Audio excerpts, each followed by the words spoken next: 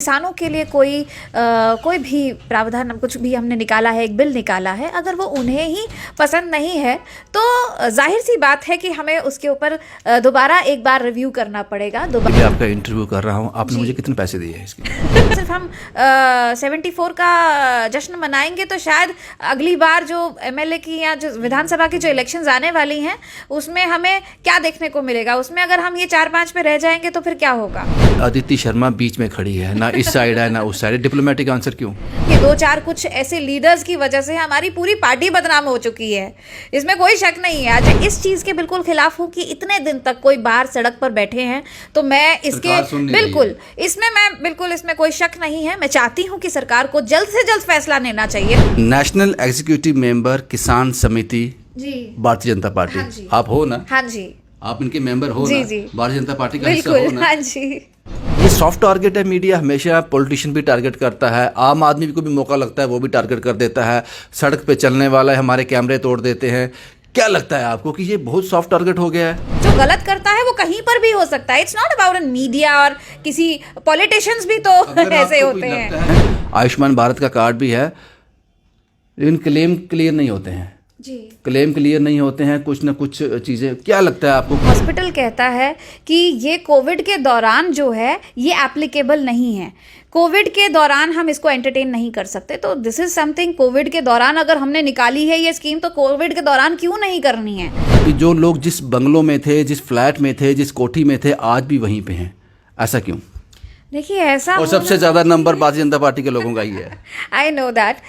जिस हस्ती का मैं इंटरव्यू करने के लिए आया हूँ भारतीय जनता पार्टी से ताल्लुक़ रखती हैं, लेकिन काफ़ी लोग मुझे ये कहते हैं भारतीय जनता पार्टी से ही हैं कि ये हमारे मेंबर ही नहीं हैं, ये तो हमारी पार्टी का हिस्सा ही नहीं है।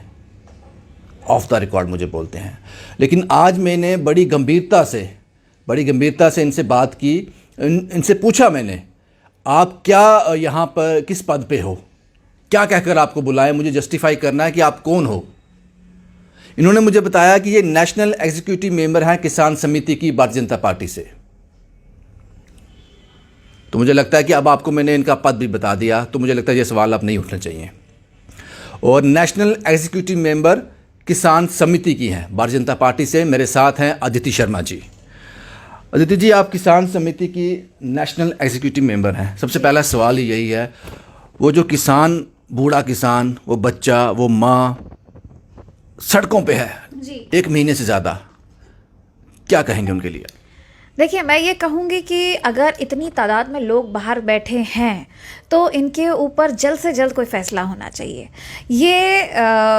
मैं एक और बात कहूँगी कि अगर हमने किसानों के लिए कोई भी प्रावधान कुछ भी हमने निकाला है, एक बिल निकाला है, अगर वो उन्हें ही पसंद नहीं है तो जाहिर सी बात है कि हमें उसके ऊपर दोबारा एक बार रिव्यू करना पड़ेगा, दोबारा उनके बारे में बात करनी पड़ेगी। हाँ, एक चीज़ है कि यहाँ पर एक तो सबसे बड़ी प्रॉब्लम जो है कि वहाँ पर बड़े सारे गुट बन चुके हैं, बहुत सारे ग्रुप्स बन चुके हैं, हर ग्रुप का अपना एक नेता है और हर ग्रुप की अपनी एक बात है। तो कहीं ना कहीं इन चीज़ों का भी बहुत असर पड़ता है कि हमेशा एक ऐसा होना चाहिए कि अगर आप पूरे के साथ सबकी बात कर रहे हैं तो आपकी एक आवाज़ होनी चाहिए, आपकी एक ही बात होनी चाहिए। वहाँ पर कई सारे नेता अपनी अलग अलग बात अगर रखते हैं तो कभी कभी सरकार के लिए भी बहुत मुश्किल हो जाता है कोई एक बीच का रास्ता निकालने के लिए।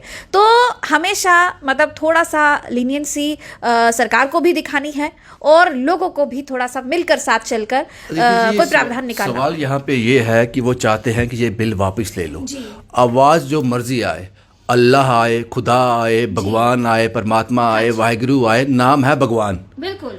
तो वो उनका सिंपल है, भाषा जो मर्जी आए, विचार जो मर्जी हो, लीडर जो मर्जी बोल रहा है, लेकिन उनका आवाज़ है कि ये बिल हमें नहीं चाहिए।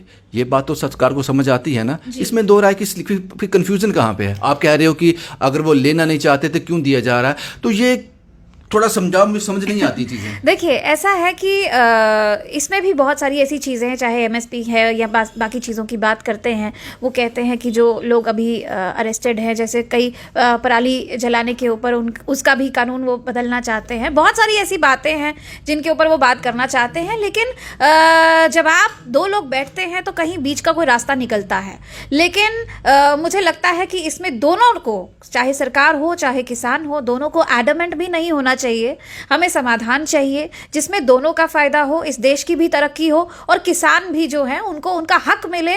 ये बिल्कुल सही बात है। देखिए, जो वो काम करते हैं उनकी ज़मीनें बिल्कुल सुरक्षित रहें, ये बात बिल्कुल सही है। मैं भी इसके साथ हूँ कि वो इनकी ये मांग है। अगर उन्होंने ये कुछ सोच के कहा है तो ज़रूर अच्छा है इसमें, तो इसमें भी सरकार को उनका साथ देना चाहिए। और जहाँ पर भी जो भी लगता है फिजिबल हो सकता है, मुझे लगता है इसमें देरी नहीं करनी चाहिए। देखिए, बहुत सर्दी है, मैं यही कहूँगी। इतनी ठंड में मुझे लगता है कि हम लोग भी आज दिन में भी हम बिल्कुल बिल्कुल, और हमें एक एक इंसान का बहुत इम्पोर्टेंट, मतलब जान बहुत इम्पोर्टेंट होती है एक एक इंसान की। इस सवाल पे मुझे लग रहा है कि एक रस्साकशी होती है, कुछ टीमें इधर होती हैं, कुछ टीमें इधर होती हैं, बीच में एक सेंटर पॉइंट होता है। आज पहली बार मुझे ऐसा लगा कि अदिति शर्मा बीच में खड़ी है, ना इस साइड है ना उस साइड है। डिप्लोमेटिक आंसर क्यों? नहीं, ऐसा बिल्कुल नहीं है, क्योंकि मैं दोनों को देख रही हूँ, मैं दोनों की बात सुन रही हूँ। यह मजबूरी है आपका? जी नहीं, कोई मजबूरी नहीं। आज आप भी मजबूर हो गई बाकियों की तरह। नहीं नहीं, मैं देखिए, ये एक बहुत, ये मेरे जम्मू कश्मीर की भी बात खाली नहीं है, मेरी जम्मू कश्मीर की सरकार की बात भी नहीं है, ये बात है हमारे सीधे सेंटर की। और अगर उन्होंने इतना बड़ा कोई निर्णय लिया है तो आज भी वो बात कर रहे हैं। मैं यही कहूँगी कि दोनों अपनी अपनी जगह शायद सही हो सकते हैं, लेकिन दोनों को कोई समाधान निकालना पड़ेगा। और मैं इस चीज़ के बिल्कुल खिलाफ हूँ कि इतने दिन तक कोई बाहर सड़क पर बैठे हैं, तो मैं इसके बिल्कुल, इसमें मैं बिल्कुल, इसमें कोई शक नहीं है। मैं चाहती हूँ कि सरकार को जल्द से जल्द फैसला लेना चाहिए। अगर आज बात की है, आप 2 घंटे बाद दोबारा बात कीजिए। आप इस बात को एक दिन में खत्म करने की कोशिश कीजिए, आप 2 दिन का वक्त भी मत दीजिए। आपको बात करनी है, आज वो जमाना तो है नहीं टेलीग्राम लिखने का कि कहीं जाएगा और किसी के टेबल पे, और वो तो सब कुछ आज, अगर आपको कुछ सोचना है, आपको 10 मिनट आधा घंटा लगेगा, सोचने में कितनी देर लगती है? आप सब कुछ पूरा कैलकुलेट करिए वहीं पर, लेकिन इमीडिएटली समाधान निकालिए। आपको इतने दिन तक नहीं उनको बाहर बिठाना चाहिए। एब्सोल्युटली एब्सोल्युटली जी। अच्छा, मुझे ये बताओ कि डीडीसी के चुनाव ख़त्म हो गए, उनके नतीजे भी आ गए, आपकी पार्टी ने 74-75 तक का जो आंकड़ा है, नंबर था, वो टच किया। 280 टोटल थे जी। क्या लगता है आपको, ये नंबर जो है सेटिस्फैक्ट्री है? देखिए, नंबर एज अ नंबर अगर हम देखें तो 74 एक बड़ी चीज़ होती है, बड़ी जीत होती है, लेकिन अगर हम इन्हें विधानसभा में देखें तो मुझे लगता है कि हम 4 या 5 सीट्स तक सीमित रह गए हैं, और इसके ऊपर काम करना ज़रूरी है। इन चीज़ों से हमें सीखना चाहिए। मैं यही कहूँगी कि हमारे कार्यकर्ता, हमारी जो लीडर्स हैं, उन सबको इन सब चीज़ों से सीखना चाहिए। हमेशा जो नेगेटिव चीज़ें हमारे सामने आती हैं, अगर हम उनके ऊपर ध्यान नहीं देंगे और सिर्फ हम 74 का जश्न मनाएंगे, तो शायद अगली बार जो MLA की या जो विधानसभा की जो इलेक्शंस आने वाली हैं, उसमें हमें क्या देखने को मिलेगा? उसमें अगर हम ये 4-5 पे रह जाएंगे तो फिर क्या होगा? तो वो मुझे लगता है कि अभी थोड़ा सा पॉलिटिकल आपको जो विजन है आपका, उसे बदलने की ज़रूरत है। उसके ऊपर थोड़ा ध्यान दीजिए। आपकी जो नीतियां थी पहले जम्मू कश्मीर के ऊपर, वो काम नहीं आ रही। आपको वाकई में काम करना पड़ेगा, सिर्फ बोलने से लोग आपके साथ नहीं चलेंगे। अदिति जी, ये भी सबसे पहले मुझे ये बताया कि जब मैं आपका इंटरव्यू कर रहा हूँ, आपने मुझे कितने पैसे दिए हैं इसके? नहीं, बिल्कुल नहीं, मैंने कभी किसी को पैसे नहीं दिए। अभी एक रिसेंटली एक बयान आया था भारतीय जनता पार्टी की तरफ से कि मीडिया जो है उसके खिलाफ कुछ बोला गया था जी। मीडिया बिका हुआ है, या मीडिया एक एजेंडा चला रहा है, इस तरह से कुछ। और उस रविंद्र रैना जी ने उसकी सफाई भी दी। उन्होंने कहा नहीं नहीं जनाब, ये आपके लिए नहीं था, जम्मू का मीडिया तो देशभक्त है, लेकिन ये कश्मीर के कुछ लोग जो हैं, ये उनके लिए था जो कुछ एजेंडा चला रहे हैं। ये सॉफ्ट टारगेट है। मीडिया हमेशा पॉलिटिशियन भी टारगेट करता है, आम आदमी को भी मौका लगता है, वो भी टारगेट कर देता है। सड़क पे चलने वाला है, हमारे कैमरे तोड़ देते हैं। क्या लगता है आपको कि ये बहुत सॉफ्ट टारगेट हो गया है? नहीं, देखिए, मैं तो आपको बहुत स्ट्रांग समझती हूँ। मीडिया जो है, उससे ज़्यादा ताकतवर हमारे देश में, डेमोक्रेसी में और क्या हो सकता है? सबसे बड़ी ताकत तो मीडिया है। और मीडिया ताकत के अलावा एक मतलब माध्यम है, जो मतलब जिनकी आपकी वजह से जो आम जनता है उनको सच पता चलता है और वो निर्णय लेते हैं। जो रिजल्ट, मतलब आप जो आज इलेक्शंस देखते हैं, उनके ऊपर जो भी रिजल्ट आता है, वो उसका इम्पैक्ट है जो आप उनके ऊपर छाप छोड़ते हैं, और वो तब उनको जाके पता चलता है कि कहाँ पर क्या हो रहा है। लेकिन अगर इस तरह की कोई बयानबाजी, वैसे तो ये जिसने भी ये बात कही है, पहली बात उन्होंने गलत कहा, उन्हें ऐसा नहीं कहना चाहिए था। और दूसरी बात ये कि अगर आप सफाई भी दे रहे हैं, तो शायद मुझे नहीं लगता कि आपको कश्मीर के या किसी के भी कहीं का भी मीडिया को आपको ऐसा इन्वॉल्व करना चाहिए। ऐसा नहीं होता, हर कोई अपना अपना काम कर रहा है और जो गलत करता है वो कहीं पर भी हो सकता है। इट्स नॉट अबाउट मीडिया, और किसी पॉलिटिशियंस भी तो ऐसे होते हैं, हर जगह ऐसा होता है, तो प्रूफ के साथ सामने आ जाओ। एग्जैक्टली, आप कभी भी ऐसे किसी का नाम नहीं ले सकते।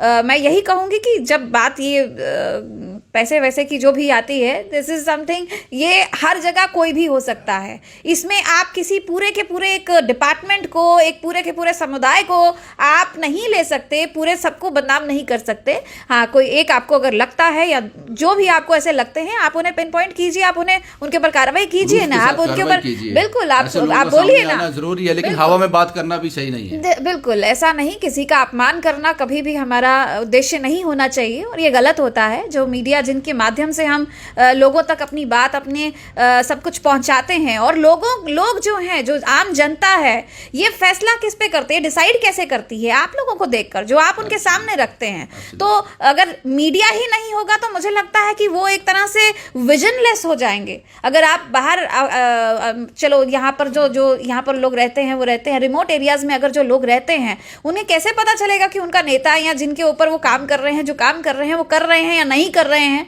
और वो ये जो भी आजकल चल रहा है, उन्हें कैसे पता चलेगा? यही माध्यम है आपका।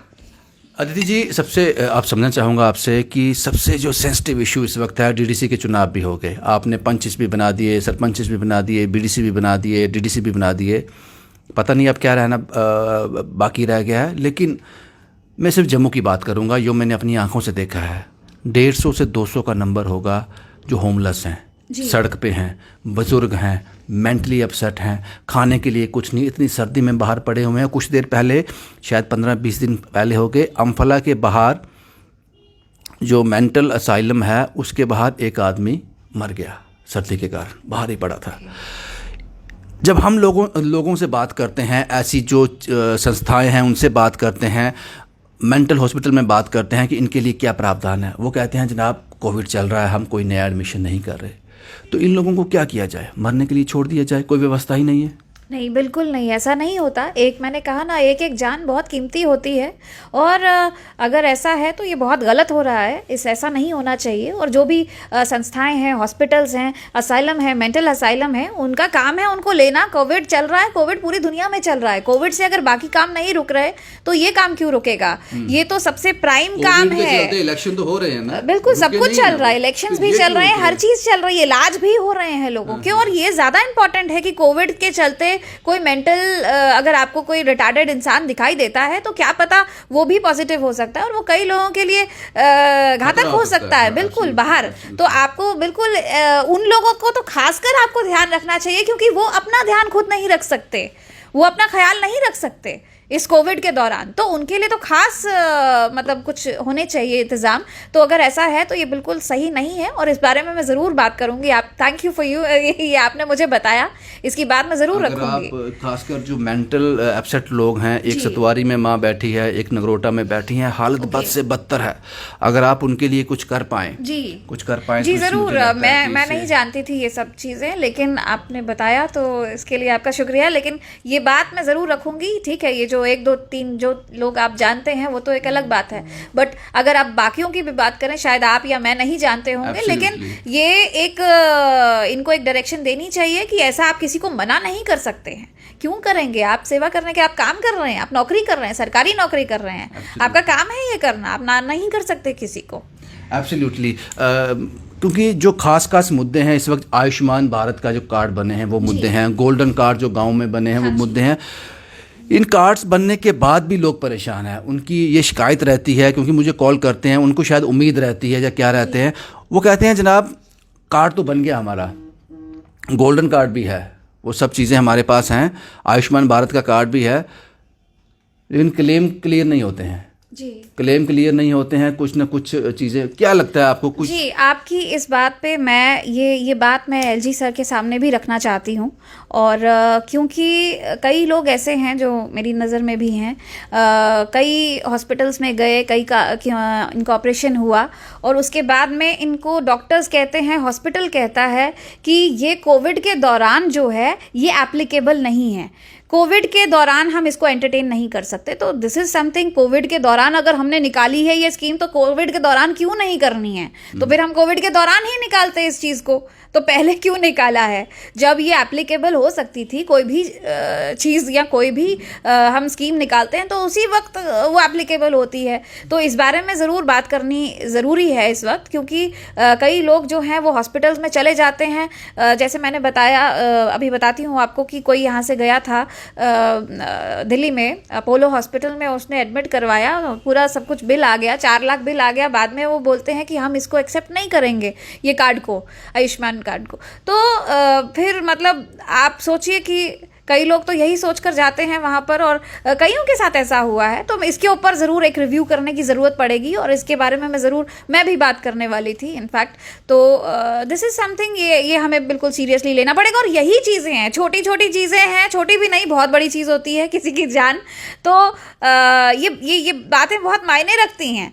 इन्हीं बातों की वजह से कि हम बोल देते हैं, उसके बाद होता कुछ नहीं है, उसके बाद में कोई जवाब देने के लिए कोई खड़ा नहीं है, बात करने के लिए कोई राज़ी नहीं है। उन्होंने भी कई बार हमारे कई लीडर्स को फ़ोन किया होगा कि आप इनसे बात करें, लेकिन कोई रिस्पॉन्सिबिलिटी लेने को तैयार नहीं है। एब्सोल्युटली मैम, एक बहुत इंपॉर्टेंट सवाल है, क्योंकि ये सवाल मैं किसी और से पूछता, भारतीय जनता पार्टी के किसी नेता से पूछता, मुझे जवाब शायद नहीं मिलता, इसलिए मैं आपसे पूछ रहा हूँ।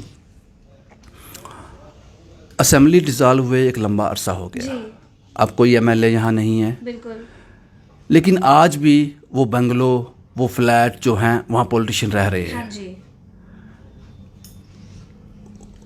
कानून ये कहता है कि जब आपको एमएलए की हैसियत से, वो मिनिस्टर की हैसियत से वो अलॉट हुआ था, जब आप नहीं रहे तो आपको वो छोड़ना है। जी हाँ, जैसा कि हम देखते हैं। बिल्कुल। लेकिन अभी तक एक लंबा अरसा गुजर जाने के बाद भी जो लोग जिस बंगलों में थे, जिस फ्लैट में थे, जिस कोठी में थे, आज भी वहीं पे हैं। ऐसा क्यों? देखिए, ऐसा और सबसे ज़्यादा नंबर भारतीय जनता पार्टी के लोगों का ही है। I know that. इस बात को थोड़े दिन पहले भी, 2 महीने पहले भी उठाया गया था, लेकिन ऐसा होना नहीं चाहिए। मुझे लगता है कि इससे पहले कि कोई आपको बाहर निकाल दे, आपको बाइज्जत खुद ही उस चीज़ को छोड़ देना चाहिए। और जब आप सरकार में होते हैं तो आपको बहुत रिस्पॉन्सिबल होना चाहिए कि आप सरकार की कोई चीज़ को इस्तेमाल कर रहे हैं, या आप खुद सरकार में रहकर, कभी आप सरकार में थे और आप संविधान का सम्मान करते हैं, अपनी सरकार का सम्मान करते हैं, उनके बनाए हुए सभी रूल्स का सम्मान कर रहे हैं, तो आपको फॉलो भी करना पड़ेगा। आप सिर्फ दूसरों को फॉलो करने के लिए इंस्ट्रक्ट नहीं कर सकते अगर आप खुद उसके ऊपर नहीं चल पाते। तो दिस इज समथिंग, मैं भी आपकी बात से सहमत हूँ और सभी लोग सहमत हैं कि, और मैं ये बात बोलूँगी कि आप प्लीज़ खुद ही छोड़ दीजिए। आप क्यों हमारी, मतलब देखिए, 2-4 कुछ ऐसे लीडर्स की वजह से हमारी पूरी पार्टी बदनाम हो चुकी है, इसमें कोई शक नहीं है। जम्मू कश्मीर में जो मैं कहूँगी भाजपा ने बहुत अच्छे अच्छे काम किए हैं, मोदी जी की नीतियों पे मुझे कोई शक नहीं है। जो भी वहाँ पर नीतियाँ बनती हैं, जो भी यहाँ पर आज तक हमें दिया गया है, सब कुछ दिया गया है। लेकिन आगे जो इन कुछ ऐसे लोगों की इस तरह की कुछ हरकतों की वजह से पूरी पार्टी बदनाम हो जाती है। जस्टिफाई है किसी ढंग से? Not at all justified. देखिए, आप संविधान को ही, अगर आप अपने सरकार के बनाए हुए रूल्स को आप खुद नहीं मान रहे, खुद फॉलो नहीं कर रहे, तो फिर आपको सरकार में कभी रहने का मतलब भी नहीं बनता, फ्यूचर में भी आपको नहीं रहना चाहिए। आप सम्मान ही नहीं कर रहे तो फिर आप दूसरों को कैसे समझाएंगे? जब मैं खुद ही उस चीज़ को नहीं मान रही, मैं आपको कैसे बोलूँगी कि आप ये काम करें? अदिति जी, एक आखिरी सवाल जी। नेशनल एग्जीक्यूटिव मेंबर किसान समिति जी, भारतीय जनता पार्टी, हाँ जी। आप हो ना? हाँ जी, आप इनके मेंबर हो जी, ना? जी। भारतीय जनता पार्टी का हिस्सा हो बिल्कुल, ना? हाँ जी।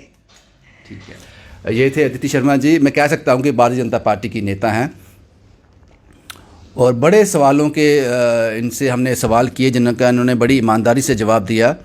और हम चाहते हैं कि ये सवाल हम और लोगों से भी करें। या तो जवाब उस तरीके से नहीं मिलता या फिर वक्त ही नहीं होता, लेकिन हम कोशिश करते रहेंगे, उन तक पहुंचने की कोशिश करते रहेंगे। शायद यही काम है हमारा, हमें हारना नहीं है। जम्मू से शुभम कुमार के साथ Ravindra Singh, the state sentinel के लिए।